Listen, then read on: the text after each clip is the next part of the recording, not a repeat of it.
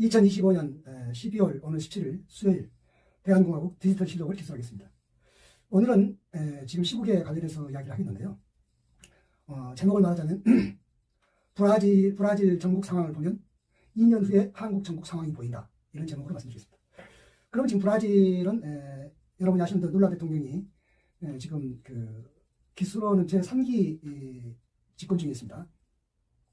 그리고 내년에 다시 선거가 있는데요. 내년에도 룰라가 재선될 가능성이 높습니다. 그러니까는 그렇게 하면 룰라는 지난 2000년대 초에 2번 연임하고 그 다음에 이번에 또 세 번째인데 지금 내년에 다시 재선되면 4번, 그래서 거기는 4년제니까 총 16년 동안 이렇게 좀 뛰어서 집권하게 되겠네요. 그런데 어제 브라질에서 무슨 일이 있었냐면 이번에 룰라 전임자가 누구냐면 보우소나루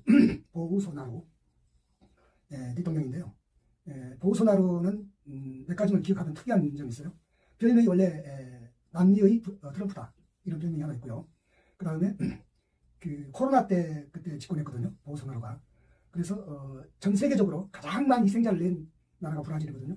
그때 여러분 뉴스 봐서 알지만은 다른 나라에서는 사망자를 몇 명씩 세고 있는데 브라질은 그런 것이 아니라 묻을 땅이 없어가지고 묘지 단위로 그냥 세는, 그것도 그리고 뭐 이제 묘 하나 들어 시신 한 곳만 들어가는 것이 아니라 이런 식으로 집단대장이라든가 이런 식으로 그 뉴스를 기억할 겁니다. 하여튼 엉망진창으로 해버렸죠. 그러니까 백신도 보고 그냥 보우소나루가 그런 것은 믿을 게 못 된다 해가지고 아주 그냥 코로나에 관한 세계 기록을 세웠다 해도 과언이 아닌데 그래서 이제 그때 그러니까 2022년 말에 이제 선거가 있었는데 그때 이제 대선에서 룰라한테 졌지요.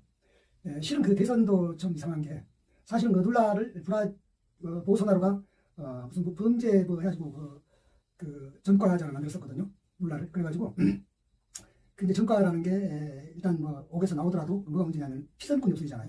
그러니까 대통령 피선권이 이재명 조의대가 부랴부랴 이 유죄에 내려가지고 피선권 없애보려고 했던 거 똑같은 방법으로 그렇게 박았는데 그때 이제 사법부가 판결하기를 이제 벗겨준 거죠, 윤명을. 그래가지고 선거를 했는데 너무나 코로나 실정도 심하고 그러니까 보우소나루가 낙선했어요. 그리고 이제 룰라가 당선돼가지고 지금 현재 집권하고 있는데 그때 이제 낙선했는데 그때 이 보우소나루가 뭘 했냐면 윤석열처럼 정확하게 윤석열 2년 전에, 윤석열 12.3 2년 전에 친미 쿠데타를 했어요. 열었어요.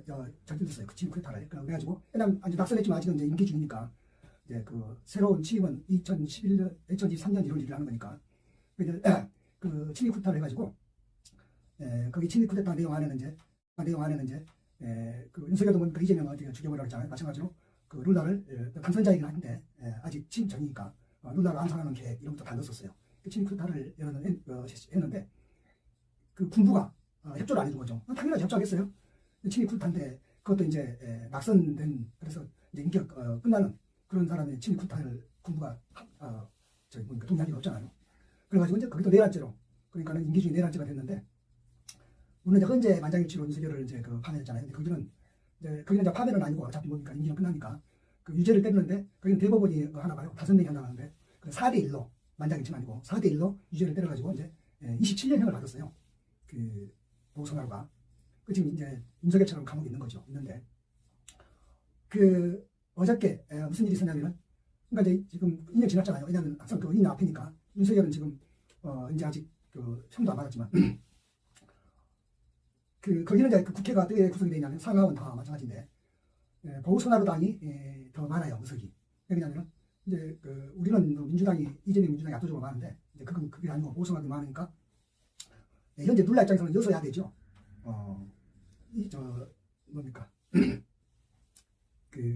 룰라는 지금 현재 대통령이니까 여서야 하는데 상원 하원이 뭘 지금 의결을 했냐면은 보우소나루 27년형을 감형하는 법을 통과를 시켰어요. 그래서 감형하는 법을 통과시켰는데 무슨 27년을 4년인가로 감형하면은 이미 지금 한 2년 살았잖아요. 왜냐면은 보우소나루로 친미 쿠데타는 윤석열보다 2년 앞이니까. 그러면 이제 어영부영 보니까 이제 나오는 거죠. 윤석열은 이번에 만약에 선고 안 되고 지기현이가 그렇게 이제 질질 끌다가 재판하면 나온다는 거 아니에요? 나와서 이제 재판 간다는 거 아니에요?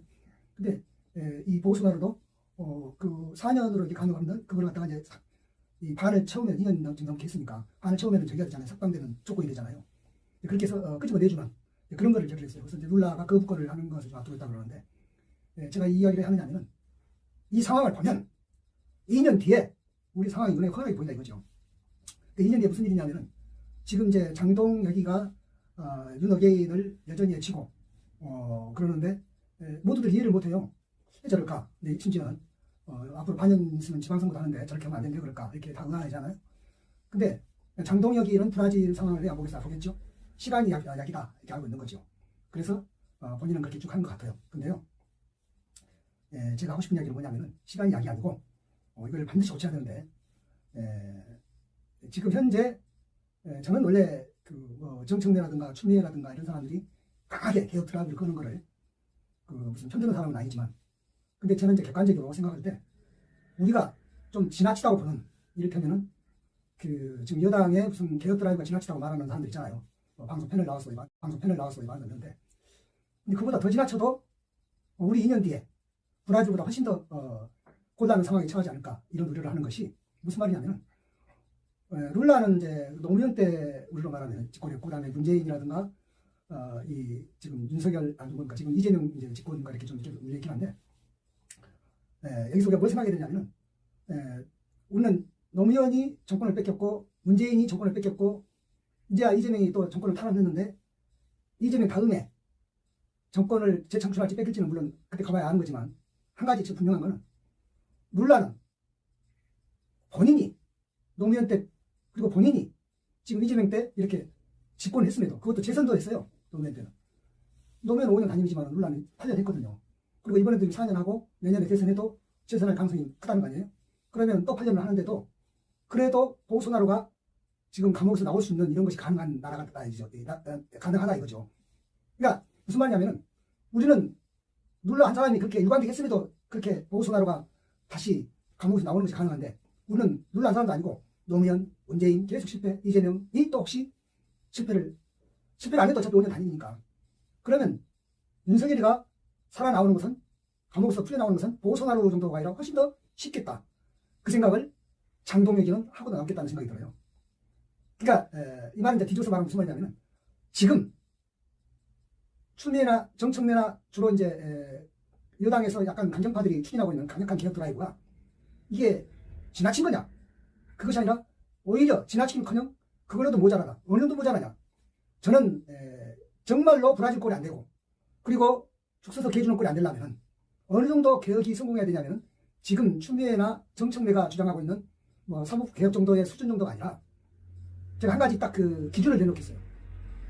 우리나라에서 다시는 파시스트로 돌아가지 않겠다고 하는 가장 중요한 잣대가 뭘까라고 했을 때, 딱 그 기준이 뭐가 있냐면 국가보안법을 폐지할 수 있느냐, 이것이 기준이에요. 이걸 못하면 정청래 추미애 개혁 드라이브 그것 하루이라도 다 도로하면 타고 된다는 이야기예요. 지금 윤석열의 12.3 개헌을 가지고서 박정희 유신 친위 쿠데타라든가 전두환의 또는 뭐 쿠데타라든가 신군부 쿠데타라든가 이런 것들을 많이 비교를 해요. 그 비교를 하면서 교훈을 삼자고 그래요. 근데 박정희 친위 쿠데타나 전두환의 신군부 쿠데타나 모두 다 자기들을 실컷 헤쳐먹고, 그때뿐만 아니라 그 뒤로도 헤쳐먹고 한참 뒤에서 처벌한 것인데, 그것도 그러니까 다 헤쳐먹고 처벌한 것이니까는 큰 교훈도 아니려니와, 그보다 더 뭐냐면은 다 지금 보도를 않고, 심지어는 뭐 패널들도 전문가라고 말하는 사람들도 기억도 못하고 있는데, 추경호가 국회 오락가락했을 때, 강사와 국회를 오락가락하면서 장난질 했을 때, 그 시기에 자기 태블릿 PC로 검색한 것이 뭐였냐? 1955년 대법원 판례 하나. 그러니까 지금 브라질 이야기도 있고 박정희 전두환 이야기도 했는데요, 추경호를 비롯한, 그게 추경호만 그랬겠어요? 얘네들은 무슨 생각도 있느냐면, 성공한 불법개헌의 좋은 사례로 이승만의 1952년 6.25 완창 진행 중인 부산 정치파동 때, 그때 그 계엄이 이미 국회에서는 해엄 결의를 했음에도 불구하고 몇 달간 이승만이 그 해엄 결의를 뭉개고 해엄 선포를 하지 않고 유지시켜서 자기 독재를 이어갔던 그런 것을, 그러니까 말하자면 성공한 거였죠. 아주 나쁜 일이지만 성공의 사례를 말하자면 좋은 그림 삼아서 꿈꿨다는 데 대해서 정말로 이 버장물을 고치려면 일제 때 치안법으로 출발한 국가보안법, 일제 때 제도는 전부 다 바뀌었습니다. 조선교육령은 지금 교육기본법으로 바뀌었고요. 모든 게 다 바뀌었어요. 다 바뀌었는데 유일하게 안 바뀐 건 치안유지법이 지금 국가보안법으로 그러니까 일제 때로부터 100년이 넘은 거죠. 100년이 다 되도록 이어오고 있는 이 악법을 지금도 심지어는 정청래도 추미애도 입도 뻥끗 못하고 있는 이 상태, 국가보안법 폐지가 돼야만이 다시는 불가역적으로 과거의 독재로 돌아가지 않는다는 것. 뭐 윤석열의 12.3을 가지고 뭐 40몇 년 만에 있을 수 없는 일이 일어났다는 보고했다는 말하면서 그렇죠, 있을 수 없는 일이죠. 그러나 2년 전에 브라질에서 같은 일이 있었고 거기서도 실패했음에도 윤석열이 또 힘내냈고 뭐 힘내냈든지 창작했든지 간에 그리고 다시 현재 이 시점에서 브라질 2년 전 그 친일 쿠데타가 벌써 감옥에서 2년 좀 지나니까 풀려내두는 그런 시도가 가능해지는데 이것은 다시 우리나라로 말하면 윤석열이 아직 내란 때 그 선고도 안 받았는데 1심도 안 받았는데 앞으로 2년 뒤에는 또 풀려나면 무슨 일이 벌어질지 우리는 모른다는 얘기죠. 이재명 지지율만 하더라도 지금 임기 초니까 그만큼이라도 되는 것인데 뭐 지금도 그러잖아요. 뭐 이재명이가 말 한마디라도 좀 틀짓거려 잡히면은 5%는 내려갔다 올랐다 하잖아요. 이렇게 그 죽긋듯 하는 변덕이 죽긋듯 하는 이런 민심이 앞으로 2년 뒤에 어떻게 될까요? 무슨 일로 어떻게 또 그것이 빠지면 힘이 빠지면은 윤석열을 어게인존하는 그것을 믿기 때문에 지금 장동혁이 아주 그 철통 같은 그런 태세를 가지고 있는 것입니다. 그렇기 때문에 저는 정말로 저는 원조 진보이긴 하지만 저는 뭐 극단이 그분이 이런 것은 아니었는데 그런 걸 다 떠나서 정말로 돌아갈 수 없는 불가역적인 개혁이 되려면 우리나라가 어떤 잣대가 필요한데 기준이 필요한데 정확하게 국가보안법을 폐지할 수 있는가? 폐지할 수 있으면 우리는 다시는 과거의 역사로 돌아가지 않는 나라가 되는 것이고 못하면 또 2년 뒤 언젠가는 또 흑역사를 되풀이하는 마치 개가 토하는 것은 다시 먹는 것 같은 그런 일이 없으리라 보자겠다. 저는 당연합니다.